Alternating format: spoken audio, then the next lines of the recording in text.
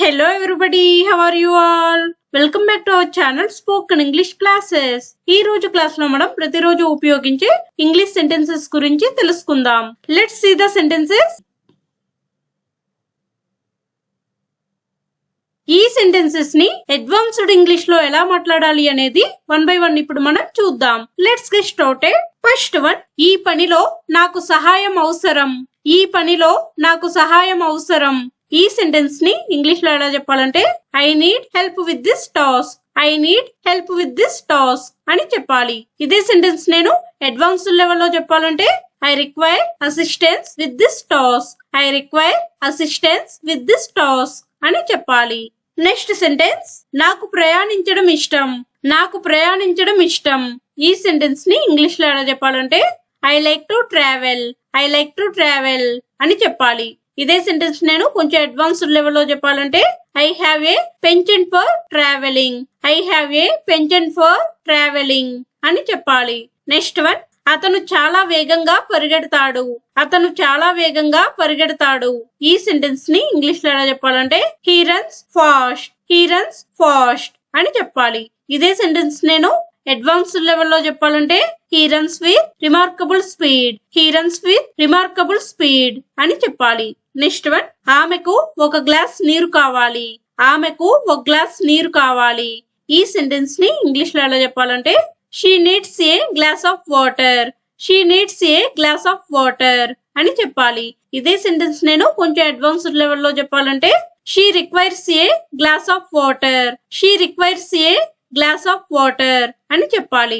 Next sentence, నేను కిరాణా సరుకులు కొనాలి. నేను కిరాణా సరుకులు కొనాలి. ఈ సెంటెన్స్ ని ఇంగ్లీష్ లో ఎలా చెప్పాలంటే I need to buy groceries. I need to buy groceries అని చెప్పాలి. ఇదే సెంటెన్స్ నేను కొంచెం అడ్వాన్స్డ్ లెవెల్ లో చెప్పాలంటే I need to procure provisions. I need to procure provisions అని చెప్పాలి. నెక్స్ట్ వన్, మనం నిర్ణయం తీసుకోవాలి. మనం నిర్ణయం తీసుకోవాలి. ఈ సెంటెన్స్ ని ఇంగ్లీష్ లో ఎలా చెప్పాలంటే we need to make a decision. We need to make a decision అని చెప్పాలి. ఇదే సెంటెన్స్ ని కొంచెం అడ్వాన్స్డ్ లెవెల్ లో చెప్పాలంటే we need to reach a conclusion. We need to reach a conclusion అని చెప్పాలి. నెక్స్ట్ సెంటెన్స్, అతను సమస్యను అర్థం చేసుకున్నాడు. అతను సమస్యను అర్థం చేసుకున్నాడు.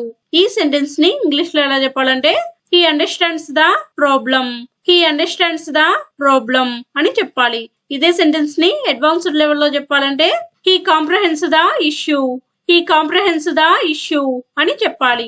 నెక్స్ట్ వన్, అతను సదా ఇతరులకు సహాయం చేస్తాడు. అతను సదా ఇతరులకు సహాయం చేస్తాడు. ఈ సెంటెన్స్ ని ఇంగ్లీష్ లో ఎలా చెప్పాలంటే he always helps others. He always helps others అని చెప్పాలి.